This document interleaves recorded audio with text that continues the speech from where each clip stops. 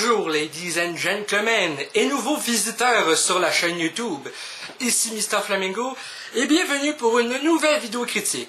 Aujourd'hui, je vais vous parler du film Skyscrapers, ou plutôt Skyscraper, ouais, il n'y a pas de S, pardon, à la fin. Un film écrit et réalisé par Rawson Marshall Turber. J'ai la fiche des Wikipédia pour ça, je ne peux pas me tromper d'un nom.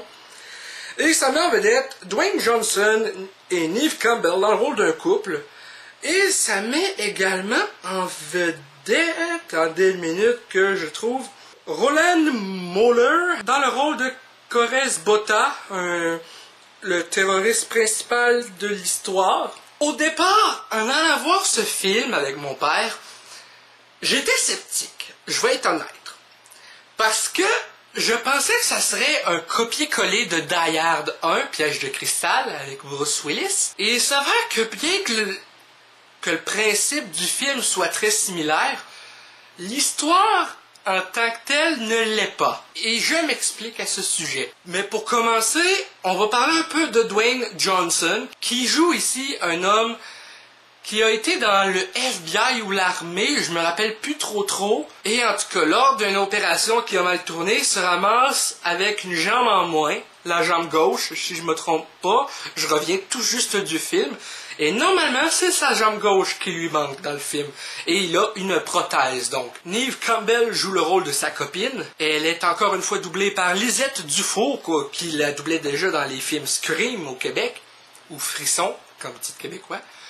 Et ça fait du bien de revoir Neve Campbell dans un film, parce que ça fait depuis 2011 que je l'ai pas vu au cinéma. Remarque, je l'ai pas vu dans grand chose à part les Scream. Autre que ça, j'ai vu avec Denise Richard dans Wild Things, notamment dans un film avec Kevin Bacon et Matt Dillon, à ne pas confondre avec Matt Damon, dans lequel les deux avaient une scène de lesbienne. Enfin bref, c'est pas pour ça que j'ai écouté le film. En fait, oui, là, mais... Enfin bref. Et aussi pour les totons de Denise Richard. Mais, ok, on va passer sur le sujet. Le film, comme je le disais, raconte l'histoire de Will Sawyer qui est en charge d'aller vérifier la sécurité d'un immeuble, le plus haut immeuble du monde, qui se situe à Hong Kong, appelé The Pearl, ou la Perle, si on veut bien. L'immeuble fait 220 étages environ dans le film, si je me trompe pas, mais ça c'était aux alentours entre 220 et 222. Mais me semble que c'est plus autour de 220.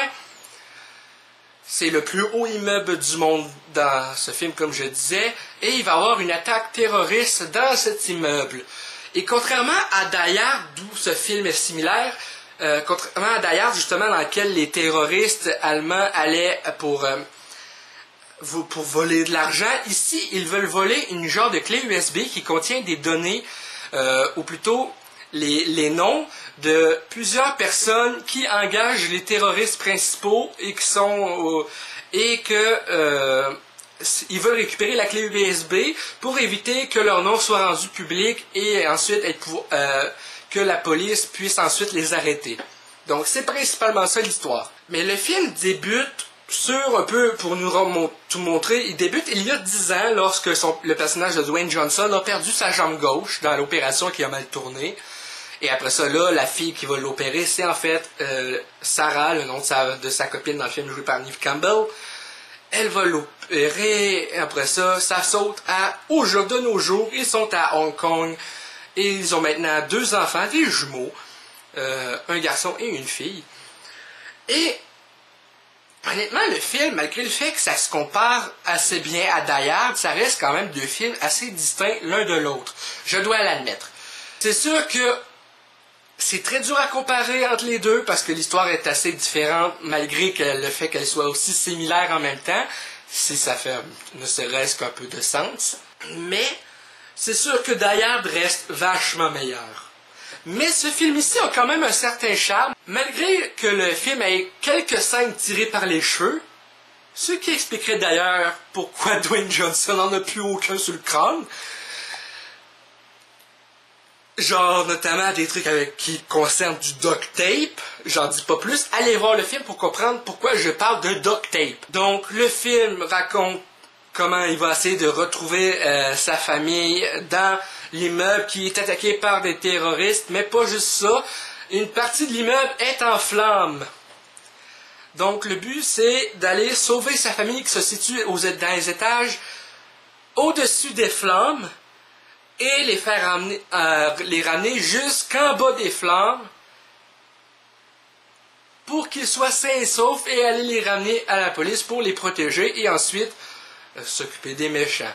C'est comme ça que je peux résumer le film sans trop spoiler. Et honnêtement, vous pouvez considérer ce que je dis comme des spoils, mais honnêtement, le film en tant que tel regorge tellement de scènes que je pense pas que ça puisse vraiment être considéré comme des spoils parce que ça avait déjà été expliqué un petit peu selon moi dans la bande-annonce que Will Sawyer doit aller chercher sa famille dans l'immeuble et ensuite, ben c'est un peu ça.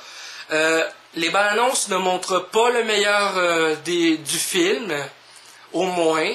Le meilleur reste à venir et il y a des scènes vraiment ou plutôt des moments dans le film qui vont avoir des références un peu plus tard dans le film. Par exemple, c'est ce que j'aime par exemple dans le cinéma, c'est que un moment dans le scénario va être référencé plus tard avec un moment qui...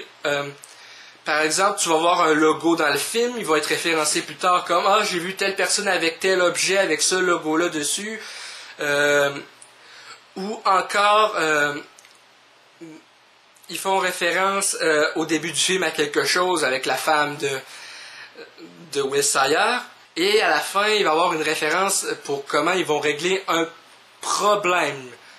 Bon, régler un problème plutôt. Régler un problème en parenthèse. Donc, c'est ça que j'aime, c'est qu'il y a des trucs qu'on entend dans le film qui vont revenir un peu plus tard et c'est pas juste des moments qui sont là juste pour ok, on en parle, après ça, il n'y a plus de référence tout au long du film à ces moments-là.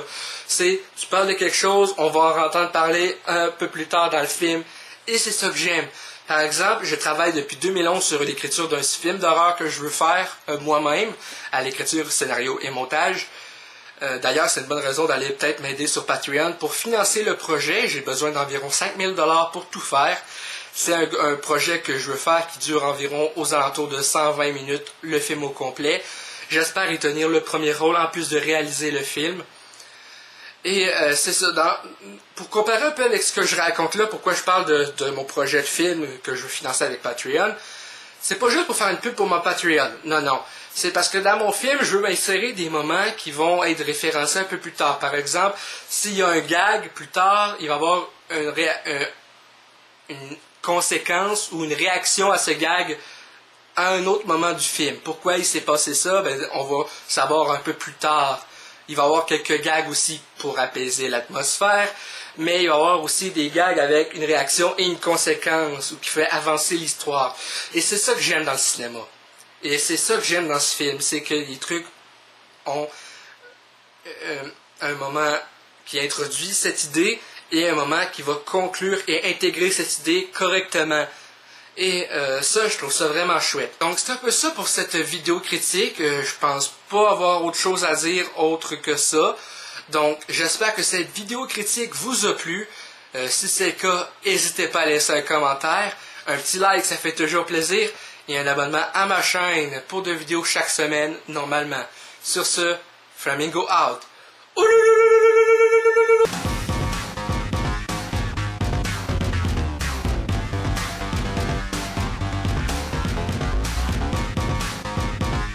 Hey le grand, c'est quoi que t'attends pour t'abonner, sacrament?